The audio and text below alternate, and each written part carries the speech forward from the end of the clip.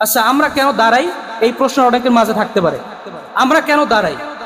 অনেকে বলে কি যে, বিশেষ করে অনেকেই বলে যে রাসূল পাক সাল্লাল্লাহু আলাইহি ওয়াসাল্লাম আগমন করছে, এইটা দেখে আমরা দাঁড়াইছি। আসলে ব্যাপারটা এমন না, আমাদের আকীদা এটা না। হ্যাঁ, তবে রাসূল পাক সাল্লাল্লাহু আলাইহি ওয়াসাল্লাম চাইলে আসতে পারেন, সেটা তাদের ব্যাপার। আমি একজন গুনাহগার মানুষ আর একজন ওলি মানুষ, সে তো রাসূল পাক সাল্লাল্লাহু আলাইহি ওয়াসাল্লামের আগমনকে দেখেছেন, কিন্তু আমার মতো সলিমুল্লাহ কলিমুল্লাহ কি দেখবে? আমার তো সেই চোখ নাই। আগমন করলে এই জন্য আমি দেখবো না, এই জন্য আমি ওই ব্যাপারে আমি কথা বলতেও যাব না। আমি দাঁড়াই কেন? তাজিম। তাজিম কেমন? এখান থেকে ৬,৫০০ কিলোমিটার দূরে কাবা শরীফ। কত দূরে? ৬,৫০০ কিলোমিটার দূরে কাবা শরীফ। আমরা আপনাকে যদি আজকের ১ কোটি টাকা দেই এখানে বসে, আর যদি বলি, কাফের হলে ভিন্ন কথা, যদি মুসলমান হন এই ব্যক্তিকে যদি বলা হয়, ভাই তুমি আজকের কাবা শরীফের দিকে ফিরে এই ১ কোটি টাকা তোমার, তুমি ওই দিক ফিরে একটু প্রস্রাব পায়খানা করো, সম্ভব? বলেন, যত বড় বেয়াদব হোক, যদি মুসলমান হয়ে থাকে কোনোদিন পারবে?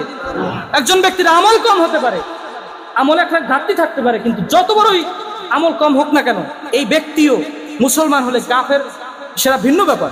সে পারবে ওদিক ফিরে মুসলমান হইলে প্রস্রাব পায়খানা করতে? সম্ভব? কেন সম্ভব না? কেন? আপনি কাবা শরীফ দেখছেন, তাহলে আপনি ওদিক ফিরে প্রস্রাব করতে সমস্যাটা কোথায়? আমি জানি যে ওই ৬,৫০০ কিলোমিটার দূরে বাংলাদেশের পশ্চিম, অন্যদিকে আবার উত্তরও আছে, দক্ষিণও আছে, যেখান থেকে যে আমাদের দেশ থেকে কোথায় পশ্চিমে, আমরা জানি যে পশ্চিম দিকে কাবা শরীফ অবস্থিত, যার কারণে আমরা পশ্চিম দিকে ফিরে প্রস্রাবও করি না, ওইদিকে পিঠ করেও প্রস্রাব পায়খানা করি। এটা হচ্ছে তাজিম, এটা হচ্ছে তাজিম, সম্মান। তার সম্মানে আমরা এটা করি না। এখন আসেন, রাসূল পাক সাল্লাল্লাহু আলাইহি ওয়াসাল্লাম তার তাজিম, যে আমি তাকে সালাম দিচ্ছি, যেহেতু ওয়াসাল্লিমু তাসলিমা, সালামটাকে আদবের সহিত দাও, দেওয়ার মতো দাও, এই হিসাব করে আমরা রাসূল পাক সাল্লাল্লাহু আলাইহি ওয়াসাল্লামের সম্মানে দাঁড়াই। আমরা এইটা মনে করে দাঁড়াই না যে রাসূল সাল্লাল্লাহু আলাইহি ওয়াসাল্লাম আসছেন। কথা ক্লিয়ার? কথা বুঝছেন? তবে হ্যাঁ, রাসূল সাল্লাল্লাহু আলাইহি ওয়াসাল্লাম যদি চান, ইচ্ছা করেন, আল্লাহ তাকে ক্ষমতা দেন সে আসতে, সেটা তার ব্যাপার, আমার এখানে কোনো ঝগড়া করার কিছু নেই।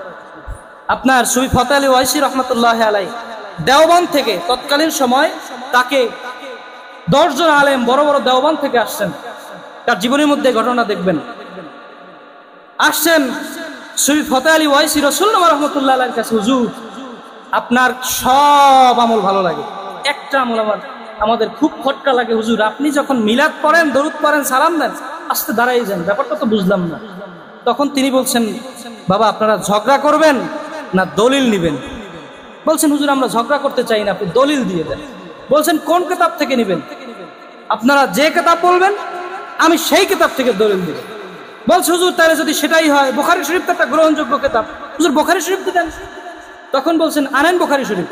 আনা হলো বুখারী শরীফ। বুখারী শরীফের হাদিসের কিতাবের মধ্যে দুইটা দিক থাকে, একটা হচ্ছে সনদ আর একটা মতন। কয়টা? আলেমরা যারা আছেন তারা জানেন এই বিষয়টা। কয়টা দিক থাকে? একটা সনদ আর একটা মতন। ওই আলেমদের যখন কিতাব আনা হলো, এখন বলছেন খোলেন বুখারী শরীফ। এখন বলছেন, হুজুর কোন জায়গা খুলবো? আপনার যেখান থেকে খুশি আপনি সেখান থেকে খুলেন। বলেন না সুবহানাল্লাহ। এখন ওই আলেমরা বুখারী শরীফ খুললেন, খোলার পরে পড়তে পড়তে পড়তে পড়তে যখন বলছেন ক্বালা ক্বালা রাসূলুল্লাহ সাল্লাল্লাহু আলাইহি ওয়াসাল্লাম, ওই ১০ জন আলেম সব দাঁড়াইছে। এখন সুফি ফতেহ আলী ওয়াইসি বর্ধমানের রাসূলুল্লাহ বলছেন, বসেন মিয়া সাহেব, দাঁড়াইলেন কেন? বসেন বসেন। ধমক দিয়েছেন, আর ধমক দিয়েছেন যে বসেন মিয়া সাহেব। কিন্তু উনি বলছেন, হুজুর আমরা এত বড় বেয়াদব না যে রাসূলকে দেখে আমরা বসে থাকি। সুফি ফতেহ আলী ওয়াইসি রাসূলুল্লাহ এমন ছিলেন, তার কাছে যেই যেতেন সেই রাসূল পাক সাল্লাল্লাহু আলাইহি ওয়াসাল্লামের জিয়ারত পেতেন। আল্লাহ আমাদের সকলকেই রাসূল পাক সাল্লাল্লাহু আলাইহি ওয়াসাল্লামের জিয়ারত শাফাআত নসিব করেন, পড়েন আমিন।